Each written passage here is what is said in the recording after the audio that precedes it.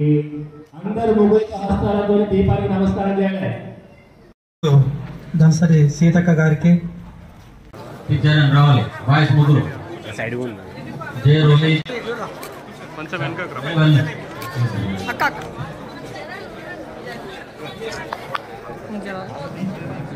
Girls ఇంకా G మన దీపిక ఏ శ్రేణిది ఏ శ్రేణిది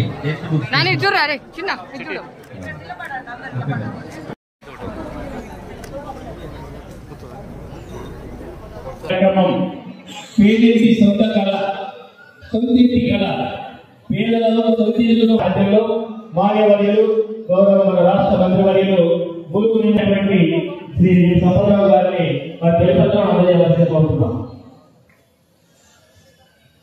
కవిత వరలక్ష్మి దేవుని రంగి స్వరూప పత్రాలు తీసుకున్నారో వాళ్ళ న్యాయస్థితిగా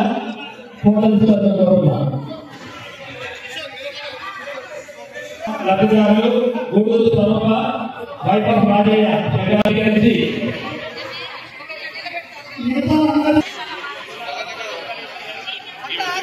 మళ్ళీ ఒకసారి थोड़ा पीछे अन्ना नी चाहिए आता अन्ना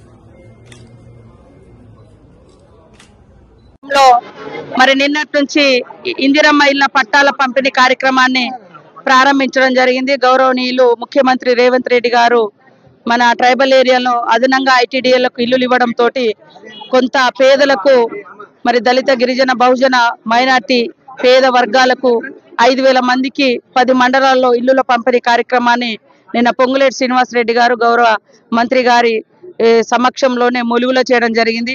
ఈ రోజు మరి ఏజెన్సీ ప్రాంతమైనటువంటి ఏటు నాగారం కన్నాయగూడెం మంగపేట మండలాల ప్రజలకు మహిళలతో ఈ రోజు ఇంటరాక్ట్ అయ్యి మరి అందరూ కూడా తొందరగా ఇల్లులు కట్టుకోవాలని వారికి ఒక అవేర్నెస్ లాగా చేయడం జరిగింది.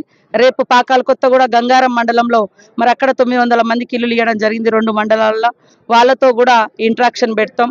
ముఖ్యంగా చాలా మంది ఇల్లులు కావాలనేటువంటి బాధ ఉంది. ఎందుకంటే 10 సంవత్సరాలు ఇల్లులు రాక అట్లనే ఉంది. నిజంగా బీఆర్ఎస్ వాళ్ళు ఇవాళ రకరకాల అలిగేషన్స్ చేస్తా ఉన్నారు. కానీ 10 ఏళ్ల సంవత్సరానికి నియోజకవర్గానికి 1,000 ఇల్లులు ఇచ్చినా ఈరోజు 10,000 ఇల్లులు వచ్చేది. కానీ ఈ రోజు మేము ఏకకాలంలో 5,000 ఇల్లులు తీసుకొస్తే కూడా మరి కొంత కావాలని నెగిటివ్ చేస్తున్నారు. ఎవరైనా తప్పులు చేసినా లేదా అనర్హులకు వచ్చినా తప్పకుండా కంప్లైంట్ ఇవ్వండి ఎంపీడీఓ గారి దగ్గర, లేదా మా ఆఫీసులన్నీ ఇవ్వండి, లేదా కలెక్టర్ గారికి ఇవ్వండి, వాళ్ళని తొలగిస్తాం, అర్హులకు పెడతాం. కానీ అంతిమంగా ఇక్కడ 20,000 మంది అప్లికేషన్లు పెట్టుకున్నారు. మనం ఇప్పుడు ఇచ్చేది 5,000 మంది. ఎట్లా 15,000 మందికి ఇంకా పెండింగ్ ఉంది. అది దశల వారీగా మళ్ళీ నెక్స్ట్ విడతలో కూడా మళ్ళీ 5-6 మందికి వచ్చేటట్టుగా నేను కృషి చేస్తానని కూడా చెప్తున్నా.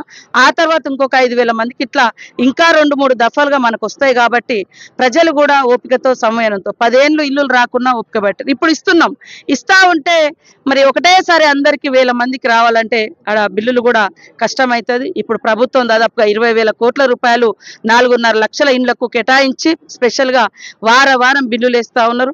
కాబట్టి ప్రజలందరూ కూడా ఇల్లులు కట్టుకోవాలని మనస్ఫూర్తిగా కోరుకుంటూ అందరికీ శుభాకాంక్షలు. తప్పకుండా ఈ నియోజకవర్గంలో పేద వాళ్ళ కళ నెరవేర్చాలనేదే సీఎం రేవంత్ రెడ్డి గారి యొక్క కళ, మా కళ, అందరి కళ.